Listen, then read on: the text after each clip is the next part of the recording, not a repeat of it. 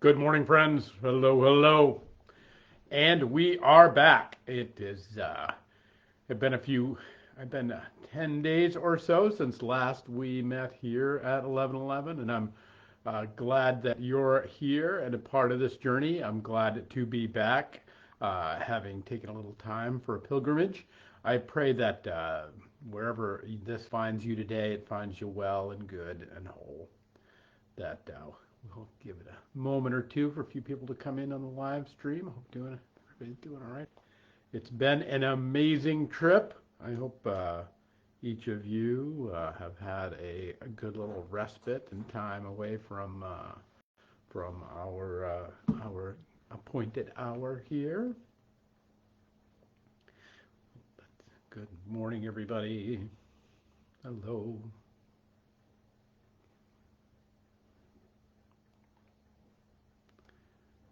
Good morning, good morning.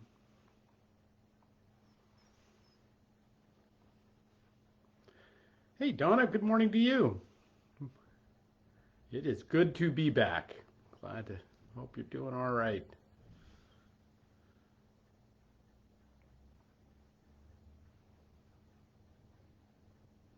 Good morning, everybody. Hey, good morning, Yvette. Glad you're here. Hey, Sharon Landry, good morning. Welcome home. Thank you very much. It is good to be home. Good to be back.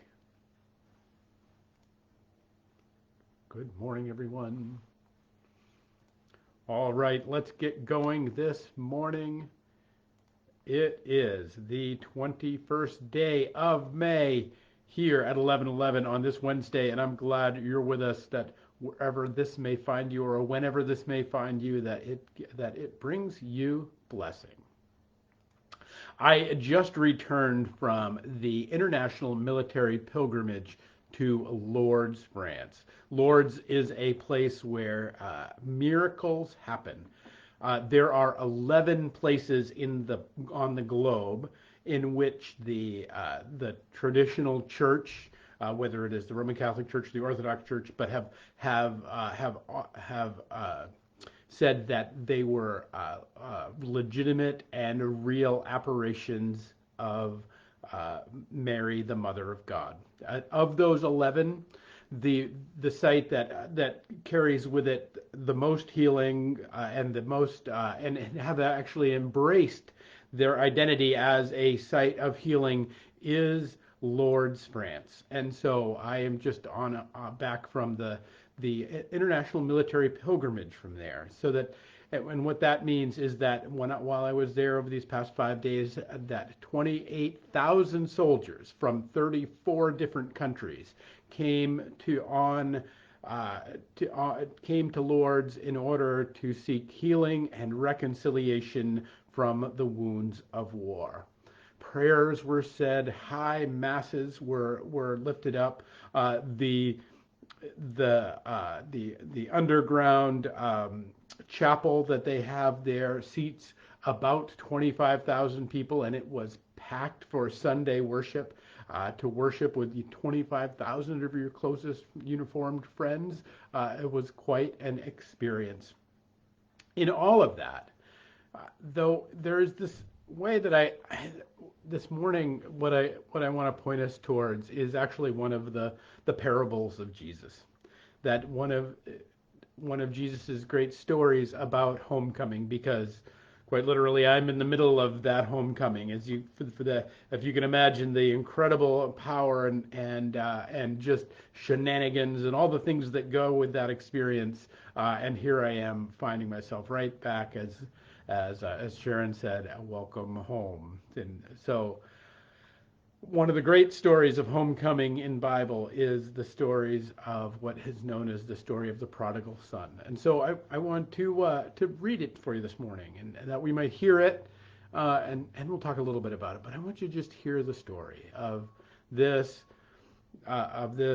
son who heads out to make his way in the world, and then returns to the father. But then also the son that stays with his father. And We'll talk a little bit about that in a second, but I just want you to let this story wash over you, because I think it offers us something, not just in because it's scripture, but in this understanding of pilgrimage and this going out. Not that. Anyway, we'll talk. I'll just read it, and we'll talk about it in a second. Jesus continued, "There was a man who had 2 sons. The younger one said to his father, 'Father, give me my share of the estate.' And so he divided his property between them. Not long after that, the younger son got together all he had, set off for a distant country, and there squandered his wealth in wild living. After he had spent everything, there was a severe famine in the whole country, and he began to be in need. And so he went and hired himself out to a citizen of that country, and who sent him to his fields to feed the pigs. He longed to fill his stomach with even the pods that the pigs were eating, but no one gave him anything. And when he came to his senses, he said, 'How many of my father's hired servants have food to spare, and here I am starving to death? I will set out and go back to my father and say to him, Father, I have sinned against heaven and against you. I am no longer worthy to be called your son. Make me like one of your hired servants.' And so he got up and went to his father. And while he was still a long way off, his father saw him, and he was filled with compassion for him. He ran to his son, and he threw his arms around him, and he kissed him. And the son said to him, 'Father, I have sinned against heaven and against you, and I am no longer worthy to be called your son.' But the father said to his servants, 'Quick, bring the best robe and put it on him. Quick, bring the ring on his finger and the sandals on his feet. Bring the fatted calf and kill it. Let's have a feast and celebrate, for the son of mine that was dead and is alive again. And he was lost and he is found.' And so they began to celebrate. Meanwhile, the older son was in the field, and when he came near the house, he heard music and dancing. And so he called one of the servants and asked him, 'Hey, what's going on?' 'Your brother has come,' he replied, 'and your father has killed the fatted calf because he has him back safe and sound.' Now the older brother became angry, and he refused to go in. And so his father went out and pleaded with him. But he answered his father, 'Look, all these years I've been slaving for you. I've never disobeyed your orders.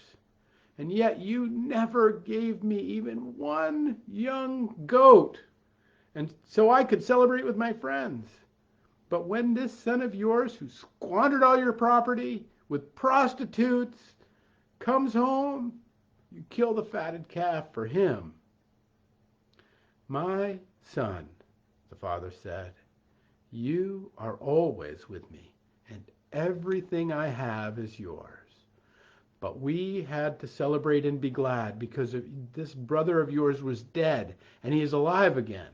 He was lost, and he is found.'" There is this moment in the story in which he got up and went to the Father. Regardless of where he'd been, regardless of what he'd done, regardless of even because in many ways of where he had been and what he had done, he got up and went to the Father. And then the younger son, or the other son that had stayed with the father, is now refused to go in to the banquet, had refused to go into the father, and the father has to come out to him. And yet the question, the most important thing in the story, if you see it, if you notice it, the most central thing is being with the Father. And it is the recognition of the importance and the power of being with the Father.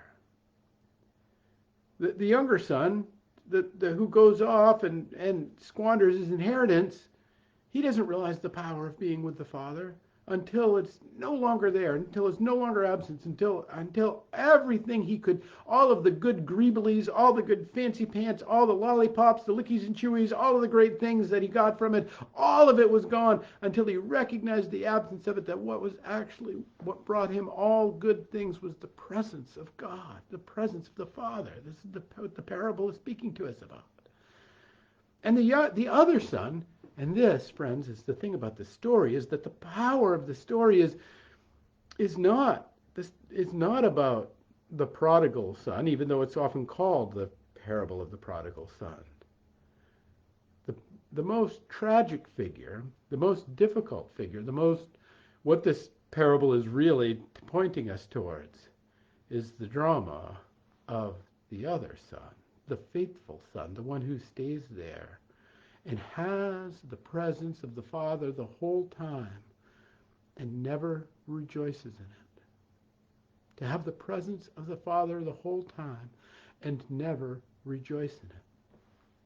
One of the things that this experience in Lourdes was a bit of a prodigal experience, because 28,000 soldiers from 34 nations, all over, descending upon this incredible place of healing, this incredible place of the adoration of God and of Mary and of all that comes with that, this incredible place of healing, and all of them coming from this place of having been a warrior, I've been at one level or another on the edge of where God calls us to be in the brotherhood and sisterhood of God, to be out there on the edge of horrible and difficult and broken things.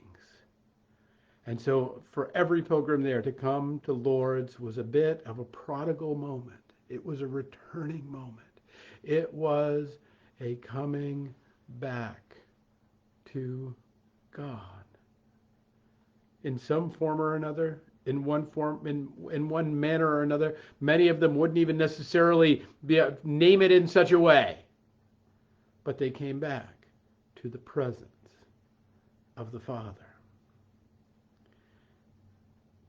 These are people who, either through the violence of war, through their own iniquity, their own brokenness, their own willingness to do horrible things to other people. Now they've done it for their nation. They did it in service to all these things. I don't want to get into all that. At the end of the day, when all these things are dressed up, they are still difficult and horrible acts in which we had to negotiate, even if done for all the right things and all the right ways. They are difficult and horrible acts done to them.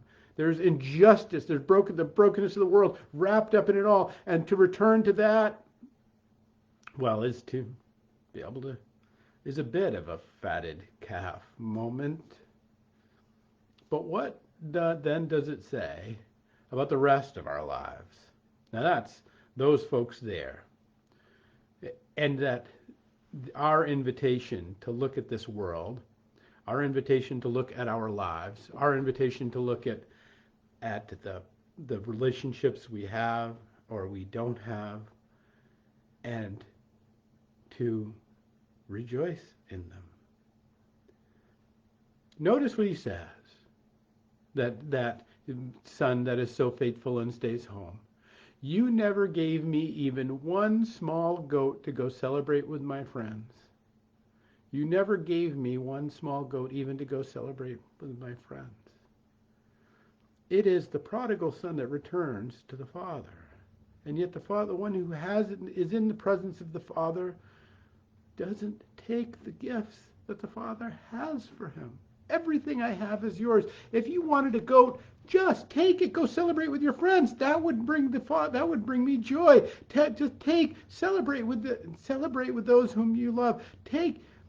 No one said you couldn't. Did you hear it? No one said you couldn't. No one said you couldn't know joy right now in this second. No one said you couldn't have your heart filled with hope in this hour, in this moment. No one said that you could not have wholeness in your being, in your psyche, in this moment, right here and right now. No one, the Creator God, has not placed one barrier upon your reception of grace and love and peace and innocence and beauty and truth into your heart and into your lives. Nobody put those barriers up there. And yet, they exist, don't they? And that's the hard reality of this parable, is that where the human condition is really a lot less like the prodigal son who's gone out and wasted everything and then finds his way home to be truly in the presence of the Father with the fatted calf.